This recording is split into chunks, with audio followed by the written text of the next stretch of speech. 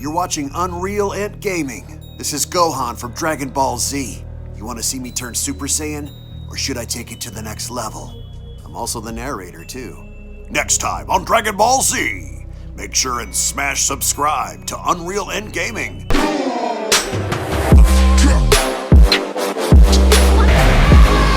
Yardrats, Vegeta!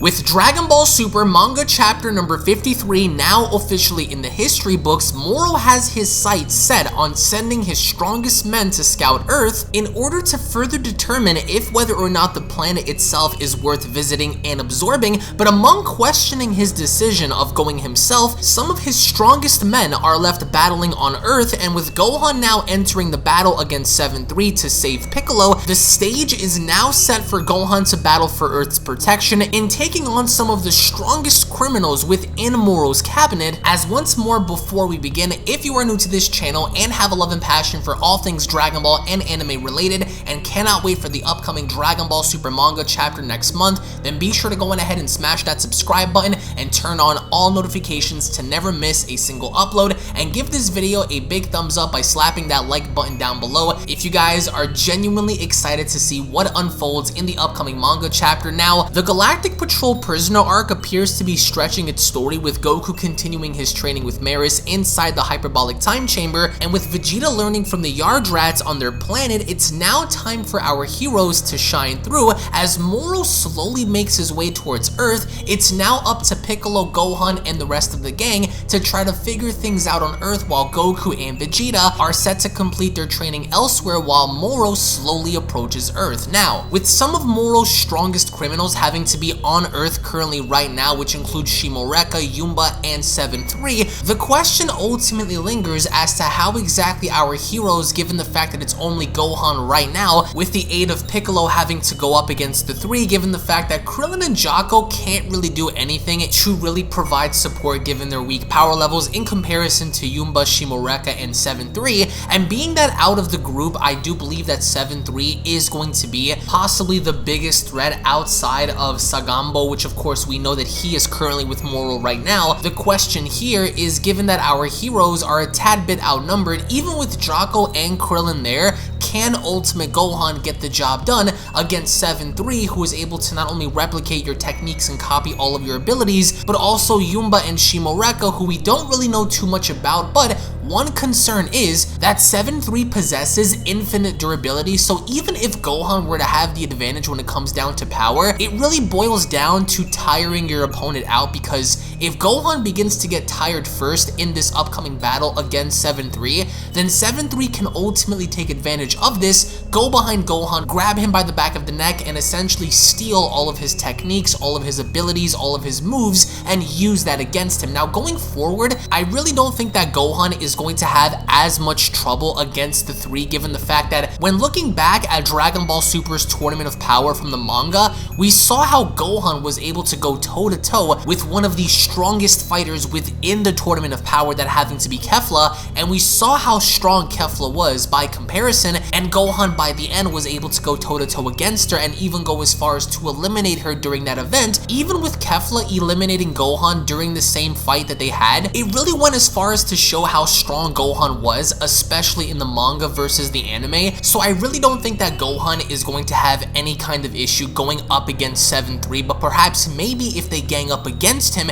and they take his abilities and powers, then surely enough, Gohan is going to be in a lot of trouble. Now, the question that a lot of people have been asking ever since Dragon Ball Super manga chapter number 53 was, where is 17 and where is Frieza? Number one, Frieza has no business being on Earth right now, considering the fact that we just got done watching Dragon Ball Super Broly. So Frieza has a different agenda, he has different motives, and assumingly enough, he's out there somewhere in the galaxy doing his own thing. So there is no reason for Frieza to be on Earth right now, especially if Gohan and Piccolo and the rest of the Z fighters are dealing with their own set issues, as Frieza Frieza's doing his own thing, but I do believe that at some given point we are going to see Android 17 appear, because what's most intriguing is the fact that 7-3 is supposed to be an artificial life form that is very intelligent and very cunning when it comes down to its tactics and approach. One being that he gets behind your neck, he latches onto you like a leech, and he essentially takes everything you know and uses that against you. So with 17 possibly being a factor at some given point, if 7-3 ends up beating Gohan, do I only see a situation like that coming about to where 17 assists Gohan and assists Piccolo along with possibly 18 and Tien? So we are going to see an all-out battle involving the Z Fighters and Moro's gang, but I do think that by the end of this, Gohan, Piccolo, and the rest of the Z Fighters are going to win. Now, what happens when they win? Well, that's easy, because Sangambo is going to be arriving on Earth, which of course is supposed to be Moro's right-hand man, and I do believe that if anything, he is possibly the second strongest person there, and if by some chance he ends up falling to Gohan, 17, and the rest of the crew, do I only then see a scenario be set up to where Moro arrives on Earth and Moro just utterly stomps out everybody? Now, it's irrefutable in the idea that surely enough Moro would be outnumbered in having to face off against Piccolo, Krillin, Jocko, Ultimate Gohan, and maybe Android 17, Android 18,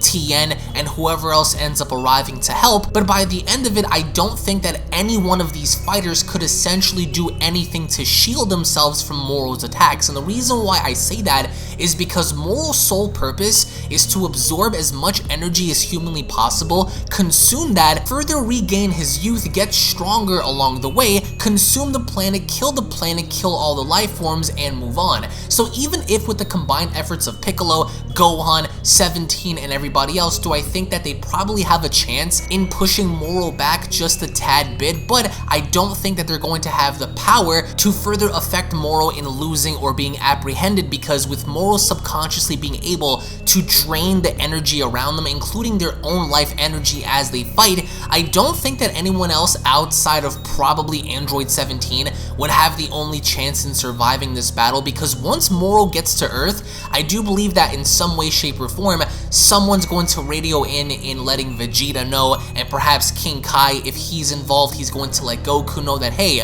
Moro has found Earth, Moro is on Earth, Moro is about to kill everybody, including your friends and family, and if you don't get there in time, then Moro is going to completely waste everyone by draining the planet's energy and moving on from there. Because keep in mind, Moro's not concerned with Goku or Vegeta at all, and what's interesting is the fact that we didn't even have a chance to see Moro in the latest chapter of the manga, which I think is a good idea to keep him hidden away, because with Moro simply asking his own goons to further inform him on planets that only have enough energy that can be sustainable enough for him to take, is that the only thing that he cares about? But in a situation like this, I do think that the Z Fighters are going to have a significant chance in winning. If Sangambo actually arrives and he ends up aiding his teammates, then surely enough Sangambo and 7-3 and Shimorika and Yumba are going to have a much greater chance in defeating Gohan and Piccolo, considering the fact that, again, what could Krillin really do? Jocko is essentially useless, TM doesn't have a cell phone to be reached, and 17's nowhere to be found. So this really goes as far as to show that the people that are on Earth right now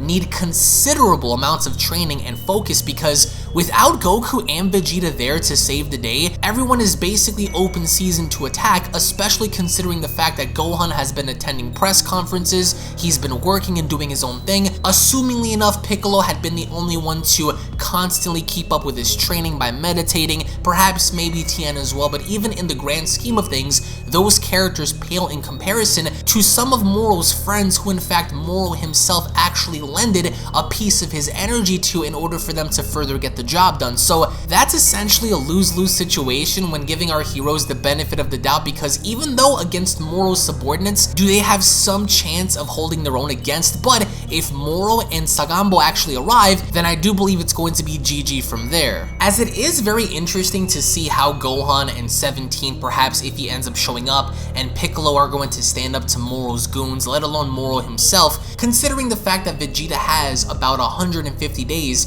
to master spirit control, which I don't think that Vegeta is going to spend months on end missing out the entirety of this arc just to simply learn this. So I do think that Vegeta at some point is going to master this ability relatively soon before stepping in. And with Goku, there's no telling how long he's going to spend time within the hyperbolic time chamber with Merus to train. But even after he comes out, I'm assuming that Goku's going to be a lot more powerful than how he was before, but it all trickles down to the Z fighters, right? We can't lose hope now, because against Moro's men, I do think that they have a chance. With Sagambo and Moro there, I don't think that they stand a chance at all, considering Moro's hacks and considering Sagambo's abilities and techniques. That makes him that much more dangerous by comparison when looking at what he did against God Goku, Super Saiyan 3 Goku when they fought on Namek, and with Moro possibly giving them even more energy to maintain themselves in these battles, do I only think that they have the upper hand? But in the end, I want to get your thoughts in the comment section below. Ultimate Gohan, perhaps maybe Android 17, but right now looking at the focus from Gohan and Piccolo,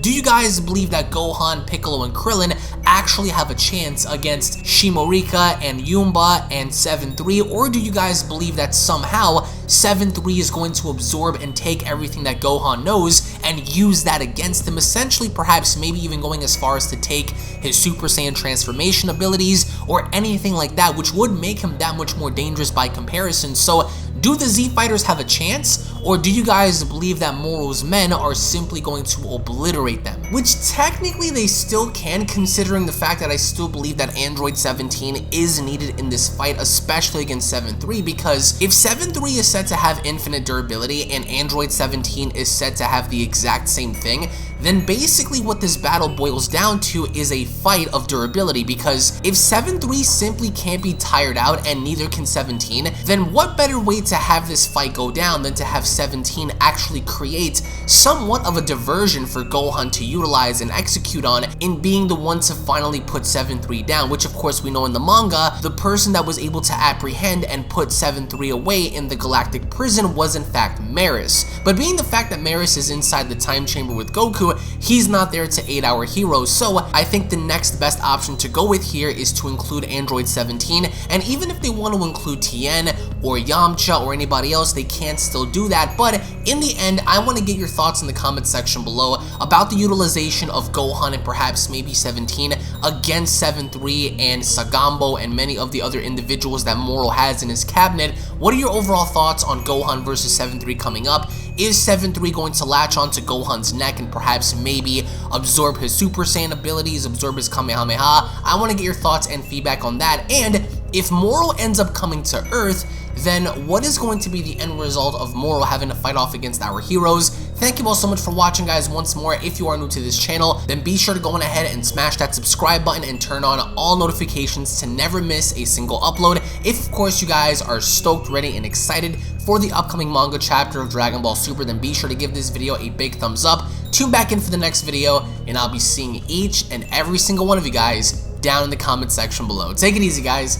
Peace. And a quick little reminder before you guys go, if you guys are unaware, I do have a second gaming channel located down in the description box below, so be sure to head on over to Unreal Royale and hit that subscribe button along with turning on all notifications, as to there, you guys will find all different kinds of gaming content that you will not get to find on UnrealEntGaming, titles and video games such as Grand Theft Auto, Call of Duty, Gears of War, Dragon Ball Z Dokkan Battle, Dragon Ball Z Legends, Dragon Ball Z Budokai Tenkaichi 3, Minecraft, Blair Witch, and many other retro games on that channel. So if you guys are into gaming, then make sure you guys subscribe over on Unreal Royale. I want to thank you all so much for your time, and I'll catch you all in the next one. This is the Galactic Emperor of the Universe, and of course I'm here to tell you to subscribe to UnrealEntGaming. Also follow UnrealEntGaming on these social media platforms to stay connected at all times. And if you don't, then very soon you will all be dead!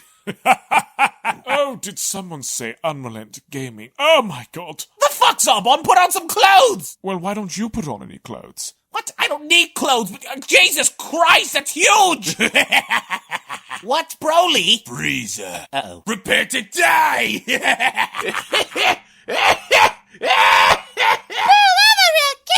but once you get video, lots of likes, or Bill will turn you into chocolate! Vados, get over here! Tell these mortals that I'm the biggest UnrealEntGaming fan. This is my moment. I'm a part of his notification squad. Universe 7 can have all the fun. I just want the food. And don't forget to leave a comment on this video. Show some love for the best community on YouTube.